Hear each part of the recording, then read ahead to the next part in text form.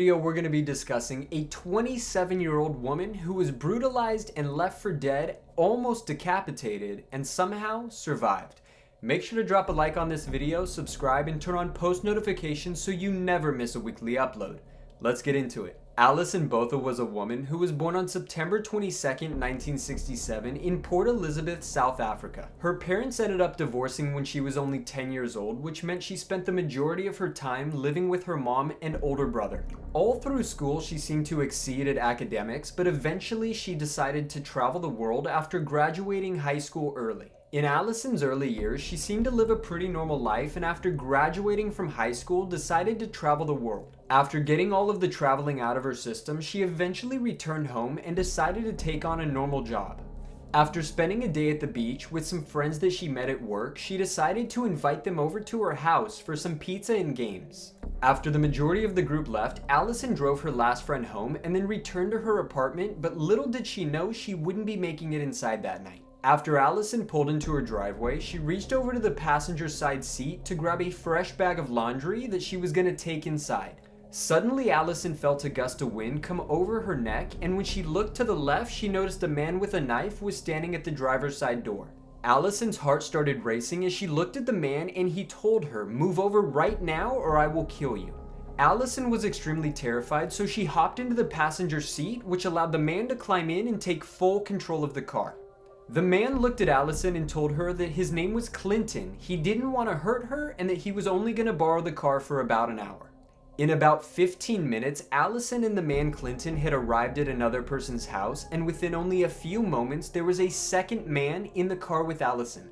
The two men drove Alison right outside of the city to a secluded area, and frozen in fear, Alison knew that something bad was about to happen to her.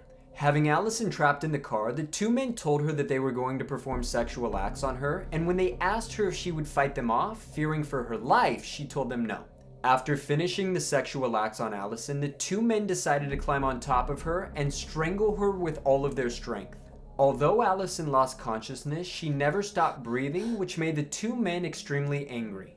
Being extremely frustrated, the two men decided that they were going to take the brutality to the next level and began stabbing her in the abdomen more than 30 times. Alison remembers overhearing the two men say that they were going to mutilate her reproductive organs, but somehow they missed that area altogether. When one of Alison's legs began to twitch, the men knew that she hadn't died yet and decided to slit her throat more than 16 times. Alison was able to recall a wet sound as the man was ripping through her skin and cutting her throat again and again and again.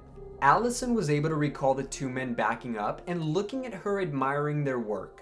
One of the men looked at the other and said, "Do you think she's dead?" while the other man replied, "There's no way anyone could survive that." Eventually satisfied with their work, they decided to kick Alison out of the car and take off, not knowing that she was actually still breathing. Lying alone in broken glass in the sand, Alison knew that she had to leave a clue as to who did this to her, so she decided to write the attacker's name in the dirt. After almost giving up, Alison had a little bit of hope that she may actually survive when she noticed car lights shining through a nearby bush. Alison began to climb towards the road where the headlights were shining through and quickly began to realize how bad her injuries really were. As she began to sit up, she had to catch her head from falling since it was almost detached from her body fully. Meanwhile, she felt something extremely slimy on her stomach and noticed that it was her intestines leaking out from the inside. She eventually had to use one of her hands to hold up her head while the other one was holding her intestines inside her body. She struggled to crawl towards the side of the road, but eventually did and plopped down on the white lines, hoping that a motorist would stop to help her. After laying there for what seemed like eternity, a veterinarian student who was just traveling through that town decided to stop and help her. The student used his veterinarian training to put her thyroid back into her body and then immediately called for ambulance assistance. Alison was rushed to the hospital where doctors were shocked by her horrific wounds. Alison was as close as you could get to the brinks of death, but doctors were shocked that she was able to miraculously pull through and remember everything. While Alison was in the hospital, police brought in a group of men and she was able to identify her attacker perfectly. The two men pled guilty to 8 charges, including kidnapping and attempted murder, and then were sentenced to life in prison. Although Allison was scarred both mentally and physically, she decided to take what happened to her and become a motivational speaker for others. Allison went on to have 2 sons, which she believes to be the biggest blessing in her life, especially because the attacker went for those organs specifically. One of the attackers even had the audacity to step forward after finding out that Allison became a motivational speaker and request half of her profit, since he quotedly put her in that position in the first place. And to conclude this awful story, I'm going to read a beautiful quote from Allison herself. Remind yourself that you do not have to take responsibility for what others do.